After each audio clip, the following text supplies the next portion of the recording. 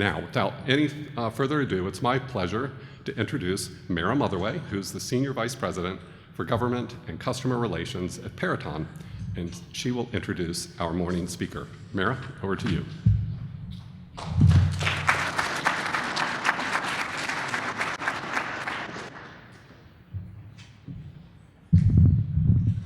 Thank you, John, and good morning. On behalf of Peraton, I would like to thank INSA for hosting today's symposium. The topic for today could not be more timely: examining the intelligence community's AIM strategy, or augmenting intelligence using machines. Sometimes we talk about AI like we talk about table salt or pixie dust. Just sprinkle a little bit on every problem. But in fact, it is fundamental to the operational art of intelligence. Today, we live in a digital world, and leveraging technology, specifically the awareness and judgment that stem from the vast amounts of data we can collect, is key to protecting our nation's interests. There is no one better to speak on this topic than Sue Gordon. Everyone present today knows of Sue's remarkable career, and we all admire her rare ability to see the promise of technology, reimagine the role it plays in our national security, and translate the imperative to leverage it in such a way that galvanizes change. Now, I've got about 90 more seconds here, but I was directed to just cut that short for Sue, because we do all know Sue, and we know her lifetime achievements in service to our nation. So please join me in welcoming the Honorable Sue Gordon.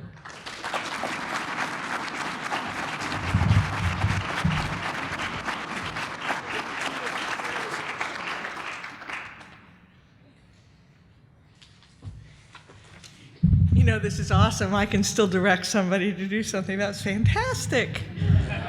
Boy, I'm delighted to be here. Although, in front of so many friends and colleagues, I'm a little daunted, but I'll try and be useful to you. I'm 3 years out of government. For the media here, I probably won't say anything different I said when I was in, so there won't be any real news from me. But I will say the 3 years outside has given me more awareness of the capabilities of just sitting there waiting to be used. And so I am really excited to be here today on this topic, which is, even though Mara mentioned AI, it is really about doing things. And my admonishment to each one of you as you listen to the course of the day with the amazing panels and speakers that we have today. And what's really interesting about these panels and these speakers is they are actually the deciders and the practitioners. And the opportunity to hear from deciders and practitioners is a chance to see really where we are and what the prospects are.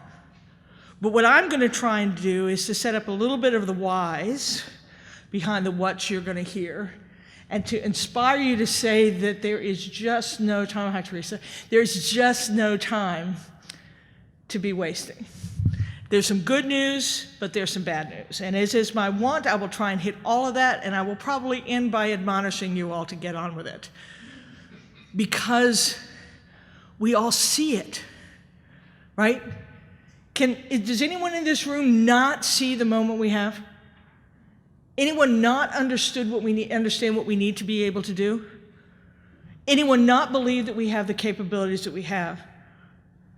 And so since that is true, is this incredible moment of opportunity that we have as a collective that I am begging you to take advantage of. What I'm going to ask you to do is to leap to the future. If you've heard me speak before, I tell you all the time that you cannot get to the future from the present, because it's just too many things you have to drag with you. So as you're listening today, think about what we must be able to do, and then say, well, what are the critical paths that we need to put in there? I want you to focus on the outcomes, not just the capabilities. Gosh, we love focusing on capabilities because they're so resplendent. But for all the capabilities that we have invested in, there are still so many things we can't do. I've loved the Air Force's SBIR program because it was a quick way to get new ideas into place. And though we have certainly done better things because of all that, have we made the big difference that we needed to? So what is it that's keeping us in the way of the outcomes we need, since we know that the capabilities exist? I'm going to ask you to think about, and I'll share with you my perspective on the adjacencies around the capabilities.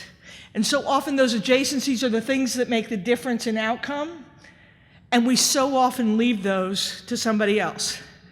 I'm a child of the space race, and I will tell you it's a lot like what we've done forever in national security space. We spend a lot on amazing satellites. And then one day we wake up and say, oh my God, we got to invest in the ground. You know it's true. So we're going to talk about the adjacencies to make these capabilities happen. And then finally, I want us to remember all the times in the past when we had no idea how we were going to meet the day. How in the world we were going to see beyond the horizon into a closed society.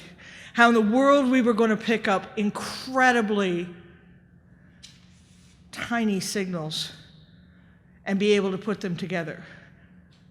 Think of all those times. Think about September 12th, 2001, when we were pretty sure that we were never going to be able to walk outside on the end of the day. This moment may not feel quite as shockingly urgent, I assure you it is. So I want you to remember that we've done it before. Today, I'm going to tell you what I'm not going to talk about. I'm not going to talk about acquisition reform, although Lord knows we need to move faster. I'm not going to talk about culture, because that is simply a product of leadership and Quest, and I'm no longer in charge of that. The people in the room build the culture that we need in order to be able to do the things we must. And it isn't that hard. You just have to set where you must be and lead there, and the culture will build around it. And I'm not going to talk about security clearance reform, but come on. I am going to talk about the moment. I'm going to talk about the threats that have become so glaringly obvious, even if they are more numerous than they have ever been in my history. I'm going to talk about the capabilities that are increasingly available to us, if we could just introduce them quickly and at scale. Remember the scale part. And then I'm going to talk about the other things that need to be taken care of. Now, you've heard me drone on and on and on before about how this moment is special. The threats are coming at us from every direction. The definition of national security is more expansive than ever. The bulk of all the threats and opportunities are to and through information. It's a time of strategic uncertainty where what things will look like is unclear. And so there'll have to be flexibility in our solutions because we are unlikely to be right about what is needed, and so we have to get on the path there with the flexibility to allow for that. And a moment when advantage is going to be much more in terms of clever use than it is about absolute capabilities, because everyone has the capabilities. It used to be that those capabilities or the technologies gave the US advantage. It's pretty much a time of technological parity. So advantage is in use, whether that is use of data that we're going to be talking today or use of the other capabilities that we have. And that's where, unfortunately, a nation of laws with a huge installed base has some disadvantages over our adversaries who can either do whatever they want or jump to places that have never been before without being burdened by that. So we've got some disadvantages in use. We can't care. We're the people in charge. We're the ones that can move on. Now, in terms of threats, a little more than a year ago, remember when this administration came to office, we were really clear about the new national security threats that we faced. I was going to say we were just coming off the pandemic. I'm not sure that we're ever going to be coming off the pandemic, but we were aware that the pandemic and then the possibility of other events like that in a massively connected world could disrupt us in ways, everything from food security to how the workforce was going to respond. We knew that climate was a new area of national security, that economic instability, that societal unrest and information disorder, we saw those all as the new national security threats for which we were not particularly well structured, or we were relatively underinvested. And so we're thinking, how are we going to respond to all those things? And then North Korea started testing missiles. And Putin decided that he was going to right, in his mind, wrongs of the past and invade Ukraine just because he wanted to. And China, despite years of trying to prove that they were part of the new economic world order, decided that they were going to essentially side with Putin.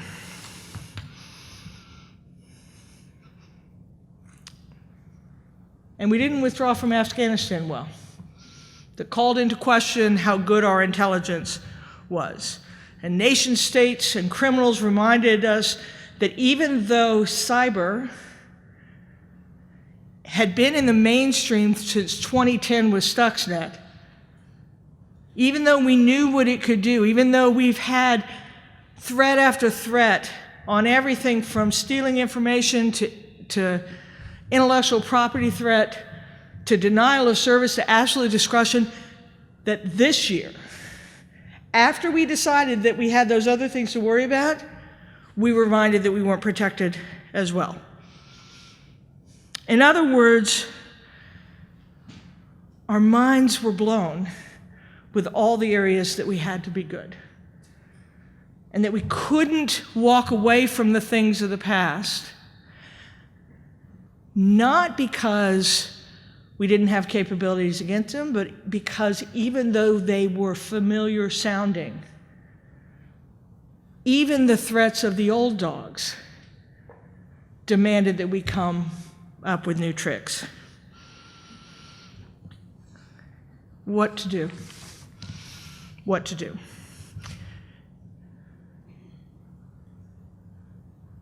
The challenge is that they present new questions and new focus if we are going to have the foresight and the ability and the operational superiority to provide the advantage over these new threats that we have provided in the past. I think we would all recognize that those are still a warning. It's why we have conferences like this. So the good news, as I've said before, is that we all see the same needs. I think that there was a time about a minute ago when we weren't sure if the platform was burning. The platform's ablaze. We know this, and particularly in the national security community and the intelligence community, we know that we have the potential to be the hero of the story, but we're not feeling very heroic right now. For all the good things we do, there are the problems immediately in the offing that we know we're not as ready to be. Now, the good news is there are new sources of data, there are new technologies, there are new analytic approaches that are available that can address these threats. And today's panels are going to talk about all of them. And you know what they are. New sensing, new forms of surveillance. I mean, holy smokes, just look at the Ukraine crisis alone. What is revealed to us about what is amazing about commercial space in addition to the capabilities that we have, and how flexible it can be, how responsive it can be, how available it is, what the advantage that open information provided on time to people who aren't traditional partners can actually provide for our needs. And whether that is RF or imagery, it is an amazing capability that has been developing, that we pressed into service because we needed it, And now our challenge is, how do we integrate it into the things we do every day so that that advantage is not just in crisis, but in preparing for crisis? There are open and commercial data sources that dwarf what we've been able to collect through our historic means. And it's not just the data coming off the new space sensors, and it isn't just all the things that are available in textual information and social media. I'm talking about commercial data sources that can really provide wisdom and insight. And again, the Ukraine crisis showed the power of those sources. How are we doing at using them? At scale, integrating into their processes. So again, they exist, and they present opportunities, but they're more potential opportunities than they are kinetic opportunities. New commercial communications are providing the opportunity for reach and speed and bandwidth that will allow a different kind of both operational control and operational insight. Whether it's Starlink or OneWeb with whom I'm associated, or Kuiper or anything else that's coming, these new networks, were they integrated into our systems, allow us, we talk about doing things at the edge, these could allow that edge performance, particularly when coupled with compute and the thing. And those things are being worked on.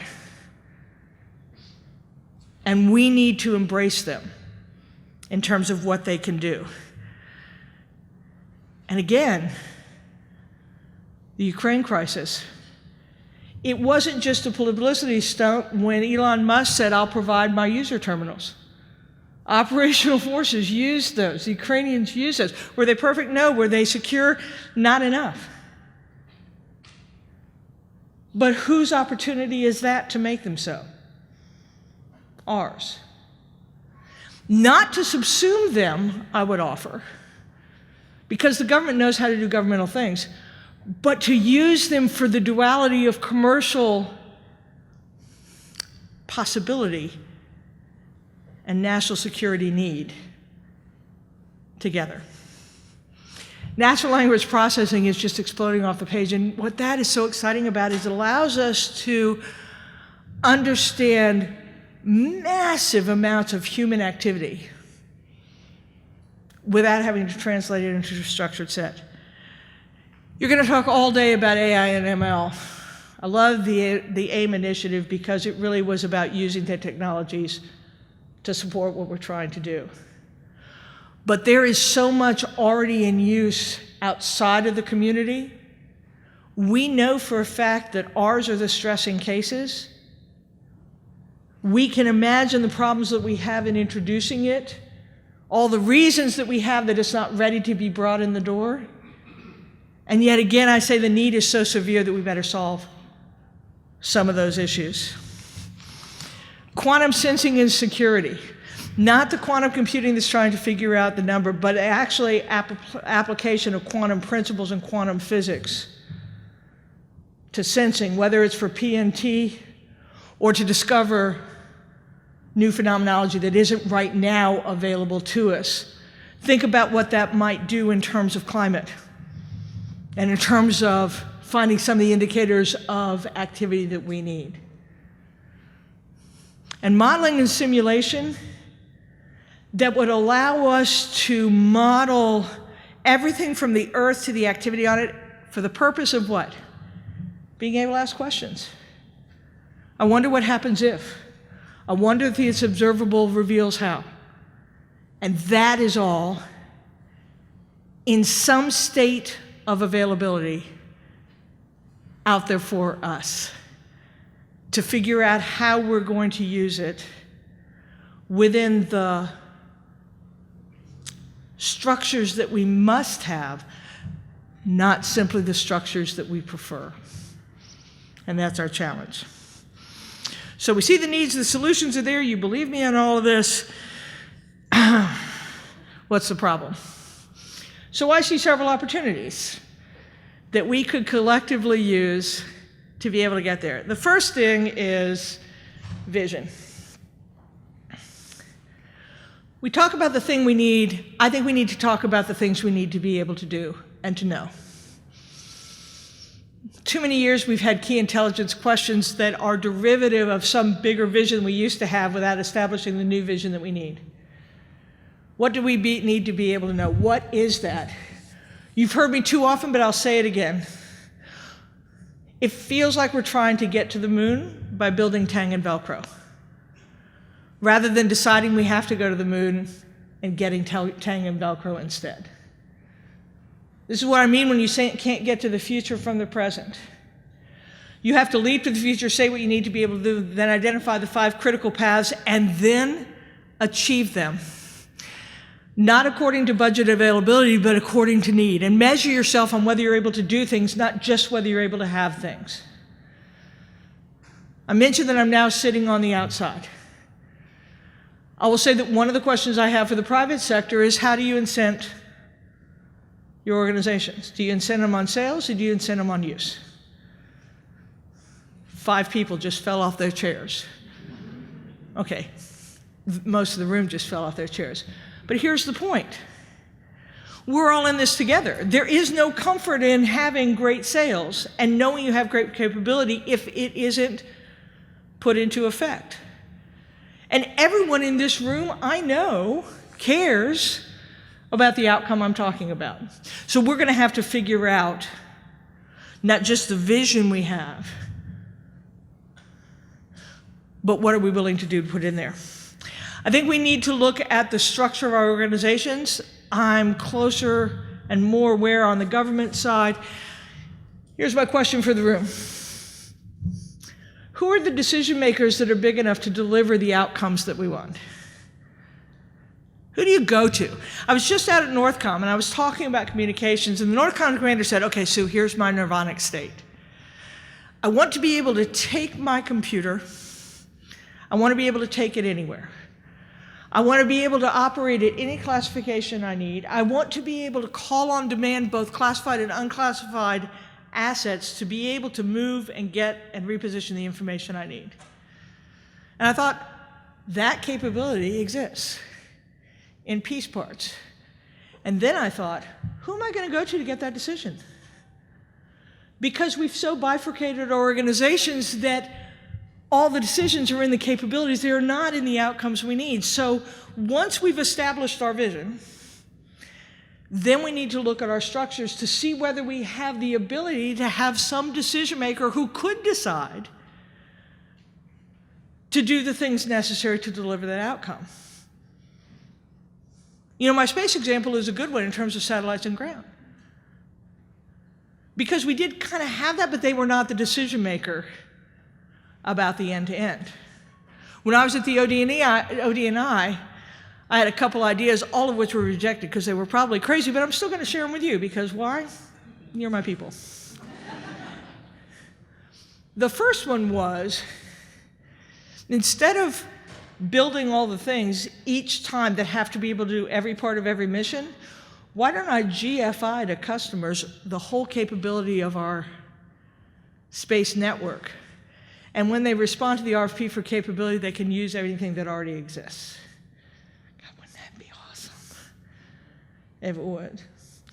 And the second thing is I want to specify, instead of the requirement for individual things, I want to specify the performance of the entire network. So I think we need to work together thinking about this structural problem we have.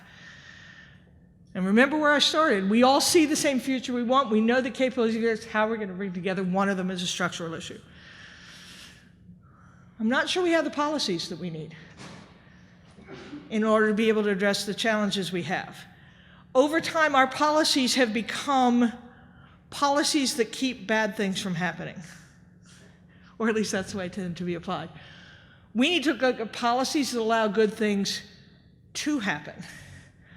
Whether that's a policy about who can donate services to the government, who can work on tasks, who we can partner with, how fast we can move, what kind of competitions we do, because the policy has to enable what we need to be able to do. I'm not going to talk a lot about cyber today, but cyber is a great example of a place where we need some policy shifts.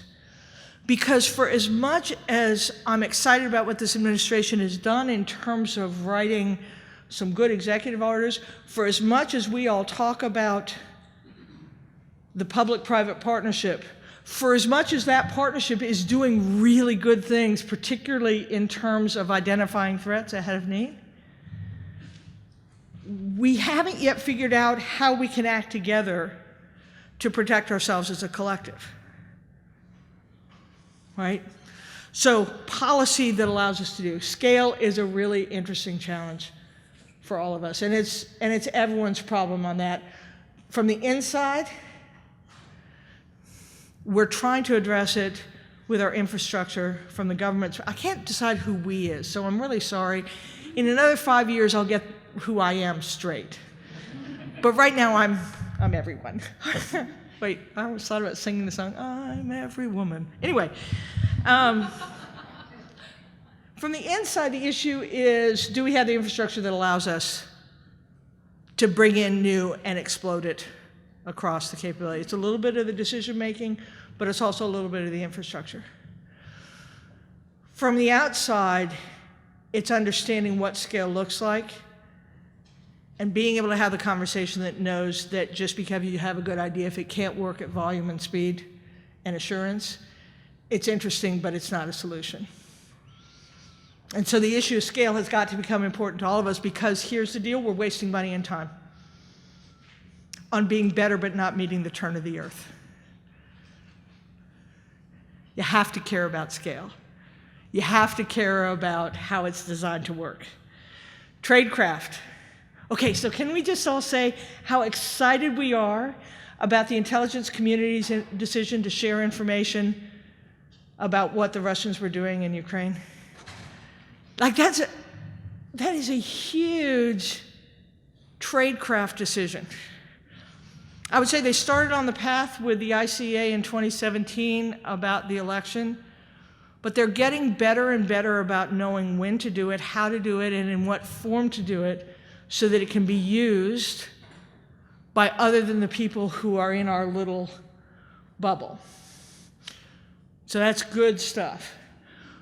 But there's still a lot of tradecraft that needs to be developed. You know, I mentioned commercially available data in massive amounts. There's a craft to being able to use it. Even if I can come up with the mechanisms to dump it all on any analyst's desktop, you aren't going to go through it in the same ways that you went through it before. And that tradecraft requires an understanding of the limitations of the technology that is going to do it. But you can't be so afraid of those limitations that you don't get on it, because we're like aging shortstops who don't make errors anymore, but can only field balls that come right at us. And so we're going to have to figure out how to do this. There's so many tradecraft issues that are there to be done. But don't ignore those. Jimmy, I'm looking at you. Oh, you wanted to use it, is the question you should be asking. And then it's about the use of all those new things to achieve the effect that we have always tried to effect, which is foreknowledge, countering a capability, or operational superiority. It has to get there. It can't stop at just being present. Partnership and sharing. The most interesting thing about a digitally connected world is that, and a world driven by economic forces, it has given rise to a kind of pesky sovereignty. Whether those are sovereign nations who no longer will just do what we want because we offer some sort of political or military protection. They've got economic considerations that make them have to have different considerations, or our private sector partners who have limitations on what they can do. So this is a world of partnership, but it is not a world where we can just say what we need and you'll do it. It's a world where you really do have to understand the value proposition of your partner and then find a solution that works for all of you, and we're too slow at that. And then the subset of that is data sharing. We share data when we know we need to. We do all in this room understand that the value of the information that we collect is ahead of need. So this idea that I can only share it with people that I know I need to trust because I have an urgent crisis on my hand is fine and not enough. How long have we been trying to figure out data sharing between the intelligence community and the Department of Defense? And the effect of us not figuring that out is not that information isn't shared, it's just not our best information shared. It's either shared not aware of the considerations that precluded sharing, or not shared because you don't know that it could be shared differently. So this notion of partnership and sharing is an adjacency that has to be addressed as we develop the new capabilities to deal with the information that is so abundantly available to us. On the particular topic of AI and ML, we are underinvested in human-machine integration. It's like we're going to leave that thing till later. But if you understand that human-machine integration is the thing that's going to be key to use and consequently outcome, we need to get on that horse really quickly. And not just because our humans are wondering what they're supposed to do, but because if we address their issues, we will get the same benefit of our humans that they have always provided to us. And then human capital, it kind of fits with all the topics I said before. There is so much human capital available to us to solve our problems. If we could just get out of our way and figure out how to use that which is available to us, and even more narrowly, that which is offered to us. So as you go through today and get excited about all the things you hear and all the really talented folks who know far more than I about the problems we're trying to address and the capabilities we have and the timeframes in which those can be addressed, I want you to think about how we're going to address these adjacencies, because as cool as this topic is, what's cool about this topic is it provides the key to the place we want to really be able to go. And so think about whether it's really getting there and how we're going to help it get there. So in closing, I fear that I've found it sounded negative. I am actually anything but.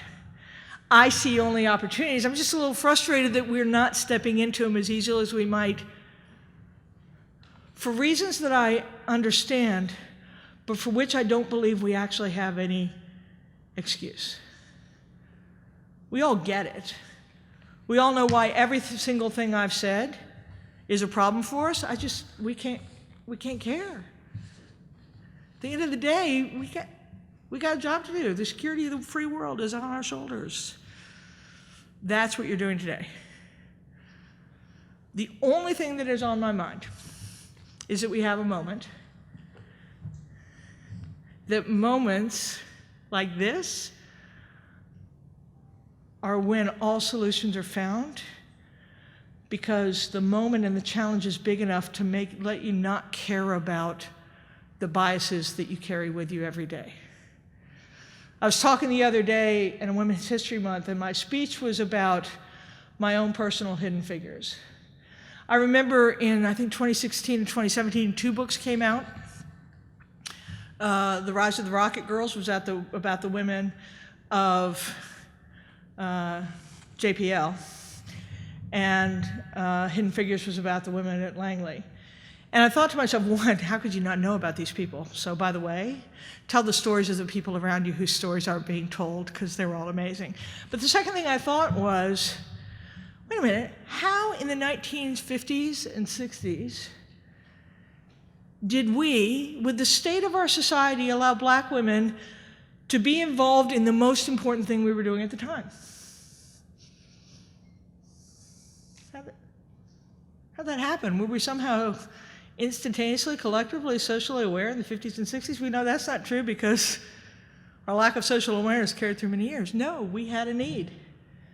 And in times of need, the barriers to inclusion are far lower than they've ever been. I opine that this is a moment where the barriers to accomplishment should be far lower than they've ever been, because we know that staying with the things we've done, as awesome as that has been, will not be awesome enough going forward. So as you listen today, you will be inspired. I direct it to be so. You will be hopeful because you'll say, damn, we have talent. I just want you to feel urgent and figure out how each one of you can participate in the adjacencies that will allow it to actually manifest into the capabilities that our future successors will talk about when they meet some unimaginable challenge. They say, yeah, we were there during the time of global thermonuclear war, we were there during the time of counterterrorism, we were there in the digital age, and we solved all those problems. That's what you're doing. You're making it so the future can talk about this moment as a success in our past. I'll happily take any of your questions, including about Duke. Thank you.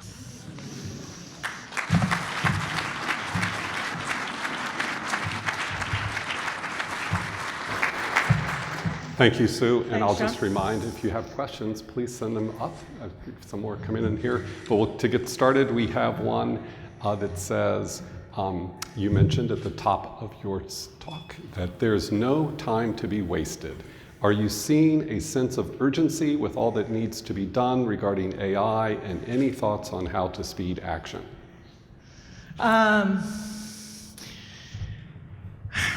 So I never see ill purpose.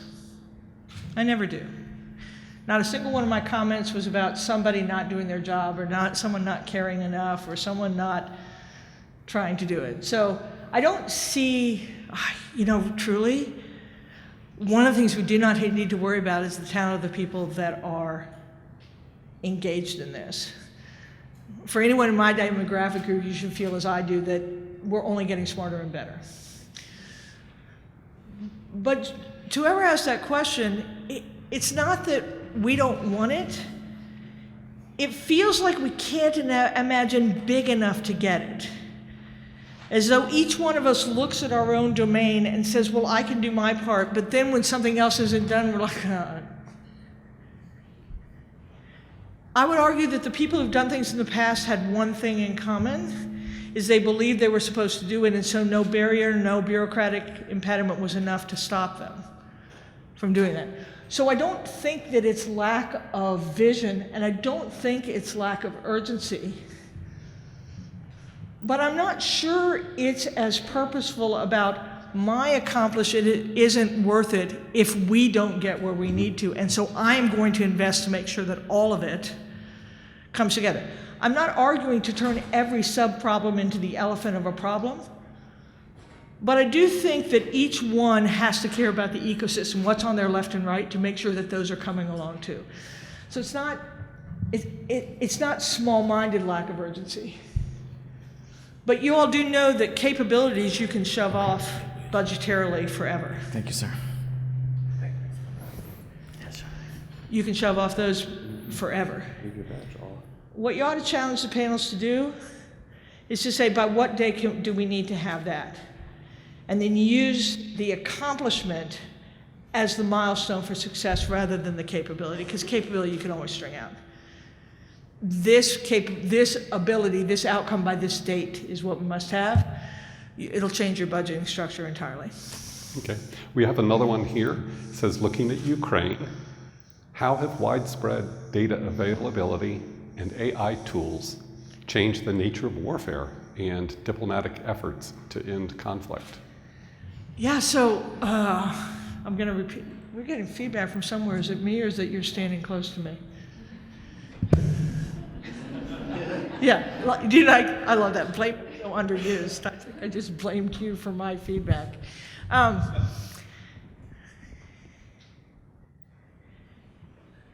So the availability of information broadly, openly, ubiquitously changes everything. But what it changes is a couple things. One, if you're an intelligence officer, it changes what's available for you. Two, it changes what is valuable and what provides advantage uniquely from our perspective to the aggregation of that data, to the insight of that data, to the patterns of that data, to the processing of that data, to the confidence of that data.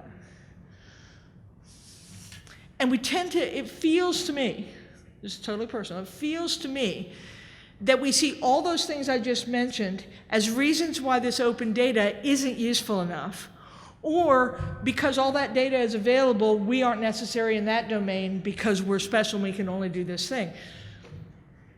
What we're doing for a living is the craft of intelligence that allows people to deal with fundamentally uncertain data with certain. Intelligence is never opinion. Intelligence is the craft that allows you to say, this is actually what I see. So just because data are openly available and other people can use it doesn't mean that there's no business around the better use of that data and the tradecraft around that that can yield more confidence, that allows more action, patterns of data based on the questions that we have. So it does change things. It should change things in terms of what we go after and collect with our most sensitive collectors, because right now we're collecting secretly open information all the time. So it changes a lot of things. But its existence does not mean that they're all set with it. We can focus on this narrow slice. It's like, no, how do we use our craft to do the thing that we have always done, which is clarity, wisdom, insight ahead of need? Great. Here's a data question. Wait, those were good. I'm sweating already. Is this a Duke question? No.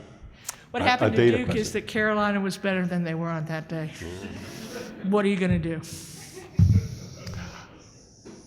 One of the largest barriers to making AI useful is access to data from disparate owners, sometimes even within an organization.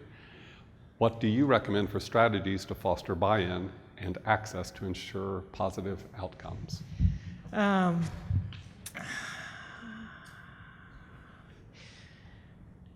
So I think we'll have to sort that out. I think there are a couple things I believe that we as a collective need to talk about. Number one is, I don't think we ought to bring all open data into our closed environment. Don't think you need to, and I don't think that provides much advantage to us. I do think that somehow we're going to have to create an exchange that allows us to know what data exists and ask for it from a source that is trusted. And whether that's something that is trusted on the outside and we take advantage of it, or whether it's something we bring inside, I have my opinions now on inside versus outside and the relative value.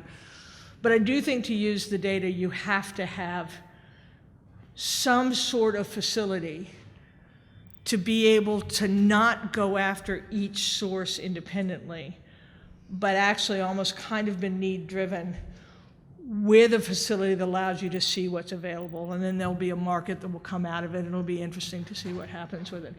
I'm not sure, I'm not a huge fan of a separate open source center, but I do believe that there's a craft to the use of any kind of data that will have to be applied.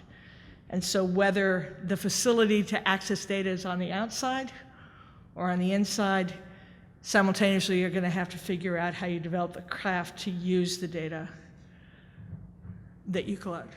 Great. You mentioned you are a child of the space race. I am. Are we in a global space race for AI and advanced data analytics tools? And if so, how do we harness a whole of society effort? Okay, so it's a world where all the threats and opportunities are through information. So we're absolutely in a race to be able to use data to provide insight and advantage. Absolutely. We're in a race because China is a great example of a country that has at least equivalent compute, has identified this as an area of real need for them, and has a legal framework that allows them to do things that we never imagined doing. And so they are getting a lot of practice with data, both stolen and collected on their own humans, and they're getting practice with massive amounts of data and compute. And so we are absolutely racing them in the practice and the use of data and the analytics that you can put on top of it. That said, you do know that we have the winning system, right?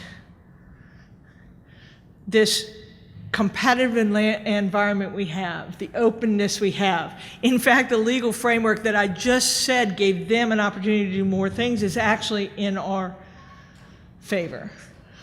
So I do believe that it has been ever thus, that when we take on a challenge, we can and will win any race.